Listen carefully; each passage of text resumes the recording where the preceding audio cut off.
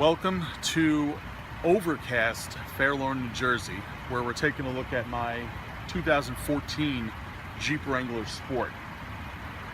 What I wanted to discuss today was 10 things that I hate about my Jeep Wrangler. Number one is the visibility in this vehicle. If you have the rear seats in, between that and the box that houses the rear windshield wiper, you're left with a very, very limited area to see out the back. The other issue as far as visibility is the side mirrors. They're huge blind spots right on the rear section of it, where you literally have to turn around and make sure there's nobody coming up on you because they don't show up in that mirror. I've adjusted it. I put an extra blind spot mirror on, and it's just not good. To me, it's very unsafe. So that's my number one, is the visibility factor. Number two is that this vehicle originally came with silver rims. I've had them powder brushed in black. The silver, when I first got it, I didn't like it, and I didn't understand why I didn't like it. Then once I decided to paint them black, and I did, the black now goes with the other black trim that it has on the bumpers, the fenders, the running guards, the top, the mirrors.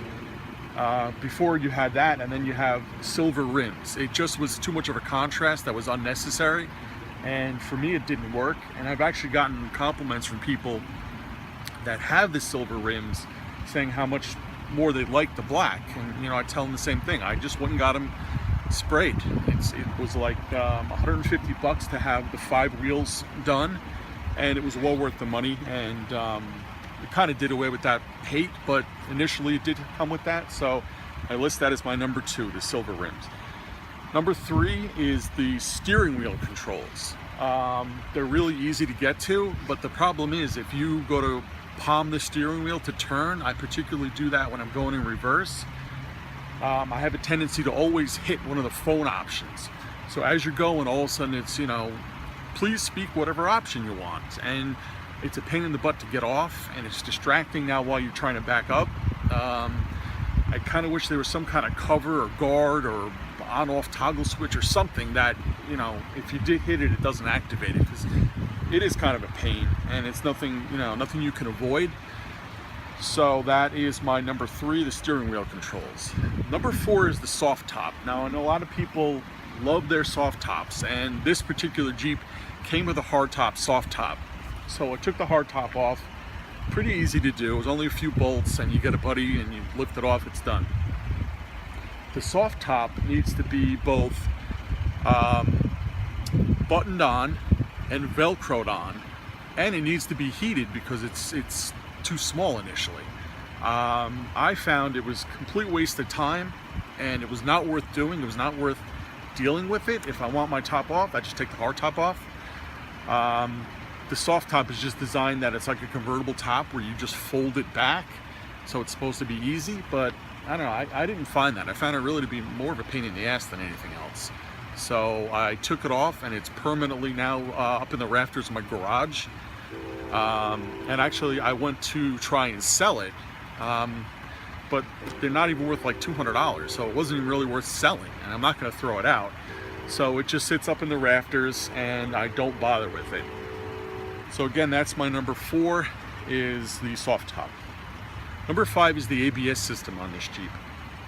I found it when I first got it, if it was wet, if there were leaves, even in the snow, you hit it, the ABS goes off really easily.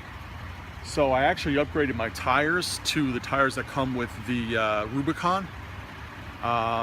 Somebody I know has one, says like, oh, they had no problem with their ABS, never have an issue, blah, blah, blah. So I blamed it on the tires, saying, okay, maybe because the tires had a little less pattern on them, maybe that was causing the ABS to go off prematurely.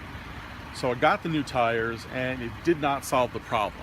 I find especially when it's a light rain, where maybe it brings up the oils off the road, if you hit the brakes, it'll activate the ABS. And there's nothing that can be done. There's nothing to adjust. It's just that is what it is. But I think it's a huge pain, and I really don't like it. But that's number 5, the ABS on this Jeep. Number 6 is the space between the center console and the driver's seat. There's just enough space left between the center console and driver's seat, so if you drop something, I've dropped the keys trying to get out, going to get out of it or whatever, that it falls between them and goes right under the seat. I've dropped money, I've dropped my wallet, I've dropped, it's big enough that you can drop your cell phone, and now you got to fish around under the seat to get it, and that's a pain. Nobody wants to have to go through that. So what I did was I took some 2 1/4 air conditioning weather stripping and put it between those areas, and it completely solved the problem. But again, it's something that is easy enough that they could do that from the factory, that you shouldn't have to deal with that. So again, that's my number 6, is the space between the center console and the seats. Number 7 is a lack of protection for the radiator. I love the front grille on this Jeep. It's timeless, fantastic looking, but there's no real protection between that grille and the radiator. And I know this because over the summer I started getting a smell of, it was either oil or coolant, and it would last a little while and go away. So I just tried to put it off as nothing. I actually brought it to my mechanic. They smelt it, but there's nothing leaking, Now, fast forward to the winter, and it started getting, after a long drive, you'd get a little puff of steam or something coming out from underneath the hood. So at that point, I went back, we had it looked at. Turned out something put a slight hole in the top of the radiator. It must have been like a small rock or pebble, whatever. So $450 later, I had to get a new radiator. And it just seems like, that kind of sucks, because the Jeep itself is just over 3 years old. There was nothing wrong with the radiator. But there's no mesh between the two. There's no, some hardware cloth, something where a rock couldn't penetrate it. But there's not. So, I guess be more careful, or, whatever the situation is. But I thought it kind of stunk having to spend $450 on something that, could have been better protected. So that is my number 7, the lack of radiator protection. Number 8 is the height of the vehicle, the raised height. This Jeep from factory comes raised 3 inches. Now I love it. I have no issues with it. I'm 5'10" and a half, and I have no problem getting in and out of it. I do have other people who would be a passenger with me, and they're smaller, and they can't get up into it without having a stool or park curbside so they can get up into it. So now I go around with a little step stool in the back of the Jeep. It folds up, it's very flat, it's, you don't even know it's there. But it's kind of a pain, because if you're going somewhere, you got to stop, you got to get the stool out, let them get in, put the stool away, or find a curb where they can get in. It's something I hate, but it's not something I hate for me. It's something I hate for my passengers. If you're driving somebody somewhere, you want them to be as comfortable as they can be. Like no issues at all.